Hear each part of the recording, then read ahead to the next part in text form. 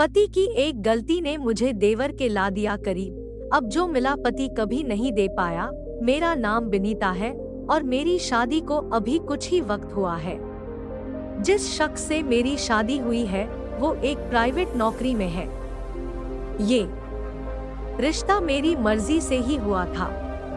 हम दोनों ने एक दूसरे को पसंद किया था, लेकिन अब एक बड़ी समस्या मेरे सामने आ गई है। दरअसल मेरे पति प्राइवेट नौकरी में हैं, इसलिए उनका काम ज्यादा होता है। शादी के कुछ दिन तो उन्होंने मुझे समय दिया, लेकिन थोड़े दिन बाद ही उन्होंने समय देना बंद कर दिया। मैंने उन्हें इस बारे में कई बार बोला। वो रात को भी अपने ऑफिस का काम करते हैं। मैं उनका इंतजार करते करते सो जाती हूँ। वहीं उनका एक छोटा भाई है जो कॉलेज में पढ़ता है। उसका नाम रोहन है। थोड़े से दिन में ही मेरी और रोहन की काफी अच्छी दोस्ती हो गई।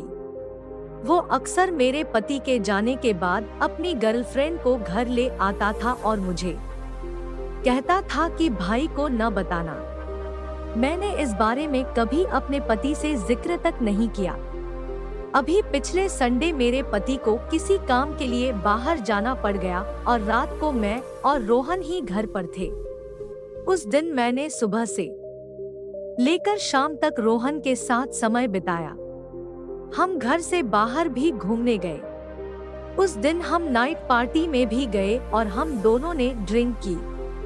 रात करीब 10 बजे हम पार्टी से वापस आए। इसके बाद मैं सोने के लिए मेरे रूम में चली गई और रोहन अपने कमरे में चला गया। रात करीब 12 बजे के आसपास वो मेरे कमरे में आया। मैंने उससे आने का कारण पूछा तो उसने कहा कि मुझे नींद नहीं आ रही है और वो बेड पर बैठ गया। इसके बाद फिर से हमने ड्रिंक की। उसी समय उसने मुझे प्रपोज किया और कहा कि मैं तुम्हें पसंद करता हूँ, और इतना कहकर मुझे बाहों में ले लिया। उसने मुझे किस भी किया। हमारे बीच रिश्ते भी बने और पूरी रात वो मेरे साथ ही था।